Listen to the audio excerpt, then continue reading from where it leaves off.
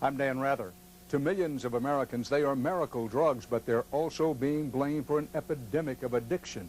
48 hours, right now. You may have seen the headlines. Hollywood celebrities battling addiction to prescription painkillers. But now it could be your wife, your husband, or your kids. He was a sweetheart. There are tens of thousands like Troy, addicted. I'm ashamed of it. Embarrassed about it. The pharmaceutical company that manufactures this drug, this is not what they had in mind. Harold Dow has the story. He's my son and he's in pain. Now, Troy wants his life back. Will this radical treatment end his addiction? And this wife and mother says she got addicted by doing just what was prescribed. I never took one pill extra. I never abused it. Is the drug company to blame?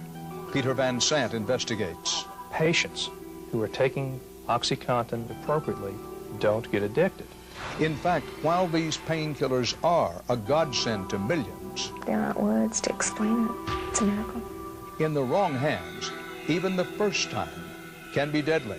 We have a young lady that will not wake up. 48 Hours teams up with MTV's Serena Altshow to investigate America's fastest growing drug epidemic. By the time I had realized anything was actually going on, it was way too late. Addicted.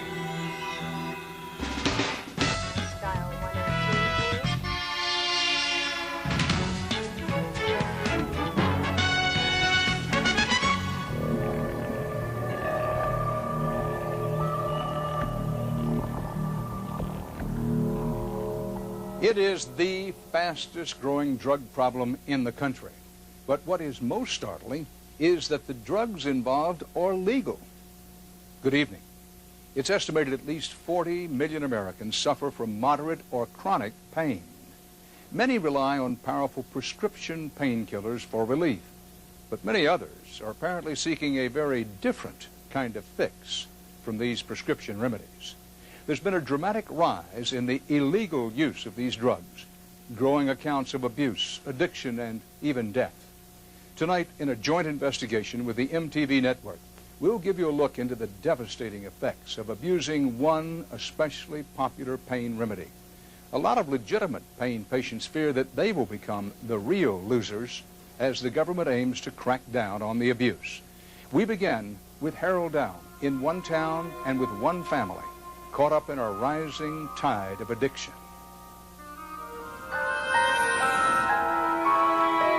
It's a nightmare. You know, who would ever think that they would have to go through this, you know? Who would ever think that? I never said I want to grow up to be a junkie. Ever.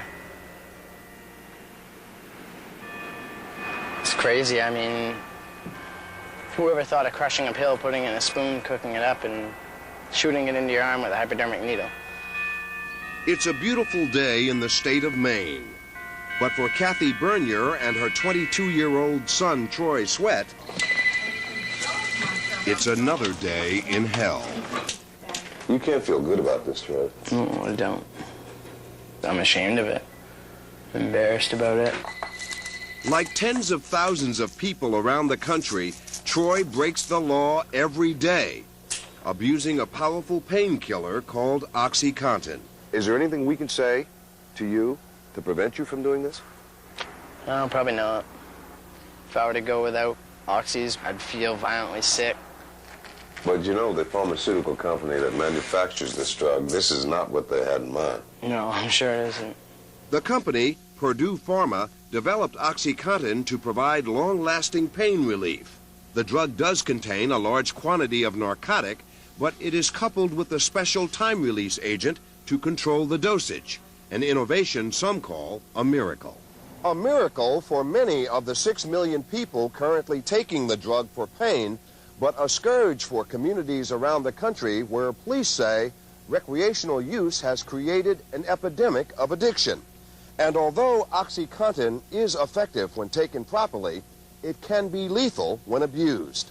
A recent federal investigation has linked more than 280 deaths to the drug in the last 2 years. The problem started when people like Troy discovered they could defeat Oxycontin's time-release agent by cooking it off and injecting pure narcotic. It's tough to watch you do this. I'm kind of desensitized to it. Of course, Troy's arms didn't always look like this. He was a sweetheart. I mean, this boy is so caring, and I think it still shows even now. He grew up in a stable home in Bangor, Maine, with his mother, Kathy, who runs a fitness center, and his twin sister, Amanda. My brother and I, as we were growing up, we were very close and shared everything. But Troy began experimenting with drugs as a teenager. All it took was a kid 1 year older than him saying, let's try this, and he's okay.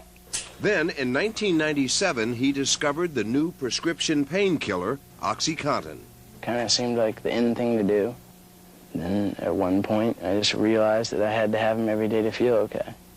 Farnham says the problem has exploded in places like Maine because in rural working-class areas, more people suffer work-related injuries. That means more pain prescriptions and more potential for abuse. What's your drug of choice? What's your opiate of choice? Oxycontin. And because Oxycontin is federally approved, it doesn't carry the social stigma of illegal opiates, like heroin. Kids who might start out in a very recreational kind of way with this substance very quickly get in over their heads. All I can think about is when I'm going to do them, like how I'm going to get them, how I'm going to get money to get them. So what's the difference between you and a heroin addict? Not much. For someone with a $300 a day habit like Troy, That's my money, right? dealing the pills has become a necessity. Not an honest living. What do you call your life in the last 5 years? Survival. But this summer, Troy could survive no longer. What was the bottom? The bottom was being completely broke with a huge habit.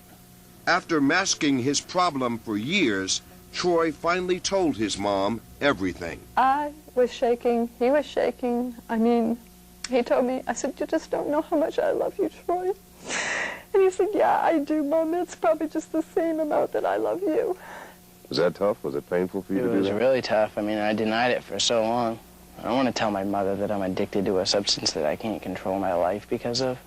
Kathy has agreed to send Troy to California for a radical treatment called Rapid Detox. It promises to cure Troy without a painful withdrawal. It's an 80 milligram Oxycontin tablet. $100. You have to understand, he's my son and he's in pain. And I said, how much would it take? And I can't even believe I'm saying that to you. How much would it take? How do you feel about your mom giving you money for oxys? It's pathetic.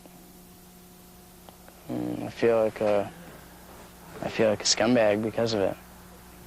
On the last weekend before Troy leaves for detox, You know what we could do is clean up a little. Gosh, what a mess. Kathy and Amanda clean his apartment. This is nasty. How can people live like that? While upstairs, Troy does what he must do to start his day. It crushes my mother. I don't know how she can go through it right now knowing what's going on. We can't really understand, but we love him so much that we have to help him. Amanda will accompany her brother to California. It's my first time to the West Coast. So you've got about 9 hours left before you begin your journey. What are your thoughts? What are your feelings? I'm getting a little nervous about the whole situation. You're not thinking about backing out, are you? No, I'm not going to back out.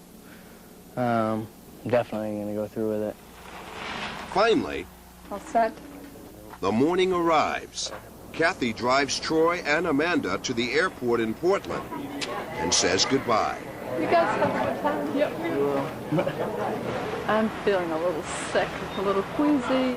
Is Troy finally on the way to beating his Oxycontin addiction? I missed them already, and I'm really a little worried. That's next.